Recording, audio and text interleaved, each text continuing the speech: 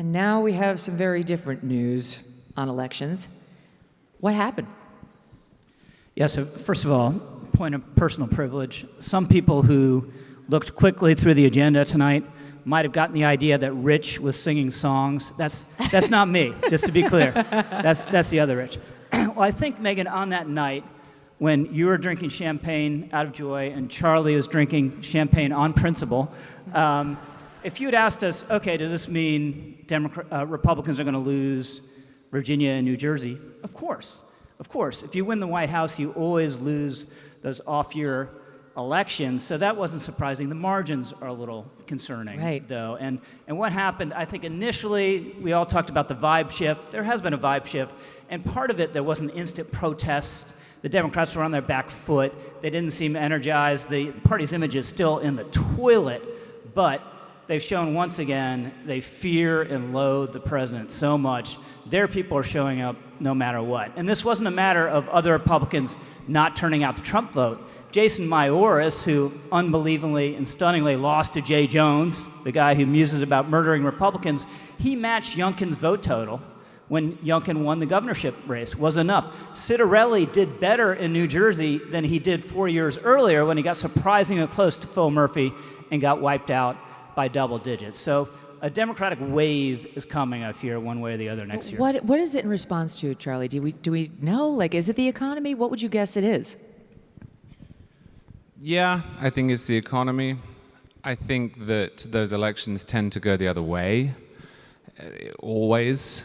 I think that the shutdown, especially in Virginia, hurt the candidates there. I think that Republicans haven't done a particularly good job in explaining the shutdown. I mean, the Republican position on this is actually very simple. You don't think the sombrero meme got it done? Well, actually, I love the sombrero meme, as you know. I did think that was very funny. But the Republicans have a much better argument, which is we have agreed to the status quo. They're not asking for anything. There's no extortion there. They said, we'll continue as we are, and then we can debate once the government's open. But they haven't stuck to that line particularly well, and I wonder if that's hurt. So now we have Trump talking about the nuclear option, getting rid of the filibuster. Have you guys been hearing about this? Trump wants to do it. He says Trump wants them to get rid of it once and for all so that, minority rights in the Senate would be severely compromised. Not gone. I mean, you still have to get a 51% majority to get legislation through, but we no longer would have to have 60 votes to get a vote on the legislation. This has been bandied about for quite some time now.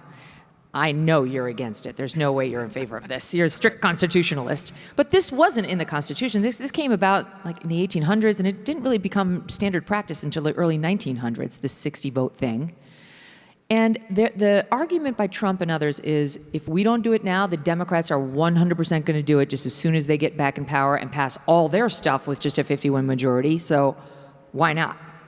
Yeah, I think this would be a mistake. One, the shutdown is going to end, I think probably within the next week or two. Democrats already climbed down. The initial demand was extend these Obamacare subsidies forever. Now it's extend them for 1 year. I think there'll be a deal around, we'll guarantee you there'll be a vote on the Obamacare subsidies, a vote that may or may not happen. But otherwise, what big things does Trump want legislatively? What he really wanted was the one big, beautiful bill, and he got it. Most of the other stuff that he wants to do, he can do unilaterally, right? Whether it's tariffs or blowing up drug boats off the coast of Venezuela. And there you go. We're in the South now.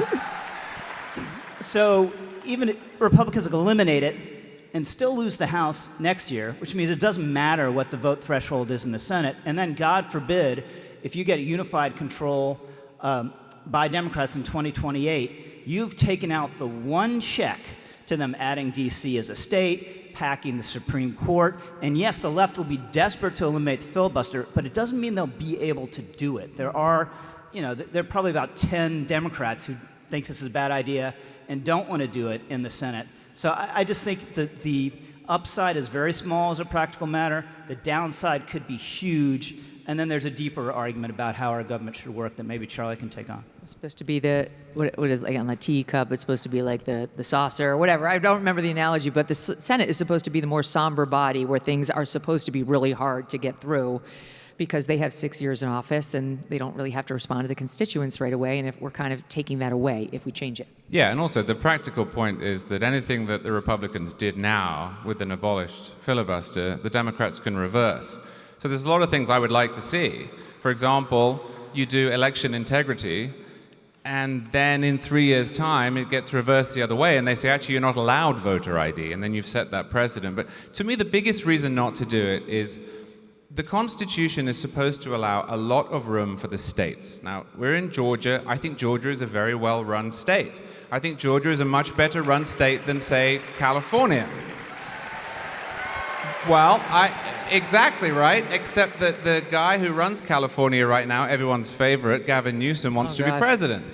So let's assume Gavin Newsom becomes president, and then everyone's other favorite, Alexandria Ocasio-Cortez, becomes a senator. What they want to do more than anything is essentially litigate Georgia out of existence with federal law. And one of the things that stops that, having lost a lot of the constitutional protections in the New Deal, is the filibuster. The filibuster has proven very good at preventing the federal government from taking too much power. I know it's done it anyway, but too much power that you would really, really notice. And I don't want to lose that. Here's what I worry about. Let's say they did it. They don't have the votes right now. The Republicans don't have the votes, but let's say they did it like soon, and Trump started pushing through legislation, boom, boom, boom. There is no chance there wouldn't be a bloodbath in the midterms. I mean, Americans tend to like divided government. They don't want any one branch or one party to have too much power, and I think the Republicans would definitely lose the House and the Senate if they pushed it through. And so it'd be a very short joyride for not that much return. And I mean, the loss of the Senate seats could go dangerously high. People are going to want to send a message that they do like minority rights. So I just think you're playing with fire. So I'm not in favor of it personally. Not yet. I haven't seen a case. Okay, let's keep going because there's more to talk about. One question I forgot to ask you on the elections. One of the problems that the Republicans seem to have is they can't win without Trump. And, you know, Trump remade the party in his image, and people will get off of their couch to go vote for Trump. He got the low propensity voters to get up and do something they didn't usually do, which is vote for him. And when Big Daddy's not on the ticket, people are like, those people are boring, and I don't have any connection to them. So how do they solve for that in the next year? They don't. This is a huge problem. And Trump posted on Truth Social immediately, I wasn't on the ballot, and that's why we lost. And that's a huge And he loves that. element. Unfortunately, he enjoys absolutely. that. But the problem is, unless he's going to be run for, Senate from Florida, or whatever it is, he's not going to be on a ballot ever again. So this is a huge issue. And it came up in the 2024 campaign. There's something he said that I didn't think that was that great. And I was talking to some shrewd political observer, and I was like, I don't know how this is going to affect fence sitters. And this guy said, Rich, there are no fence sitters. What there are couch sitters, right? This is a young guy who is playing video games all day long on his couch, probably has a bong on the coffee table, and maybe an OnlyFans account. And that's the guy that Trump has to turn out. I was like, oh, hell. But you know what? You know who helped turn him out? It's Charlie Kirk, right? And Charlie had a deeper mission, by the way, to save that guy, right? And to show him that there's a higher purpose to life than just doing that, just getting married, having faith in God. But who else can reach and motivate that kind of young man? I'm not sure who it is. So this is a huge issue for the party going forward.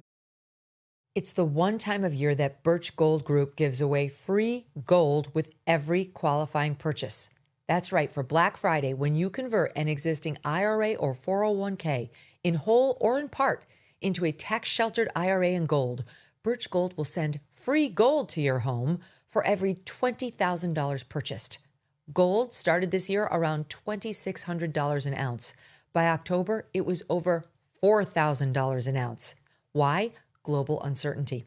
2025 has been defined by trade wars. Central banks are pulling from the U.S. dollar as the global reserve currency, and military tension continues to build. Gold thrives in times of uncertainty, and if you are looking to diversify your savings, Birch Gold can help you. Plus, now through November 30th, get free gold with a qualifying purchase. Just text MK to the number 989898 to claim your eligibility and for a free info kit on gold. But your opportunity for free gold with purchase will end on November 30th. So don't wait.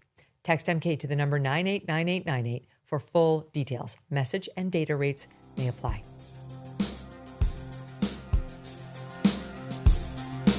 Thanks so much for watching. If you like what you just saw, hit the subscribe button for more clips and full episodes.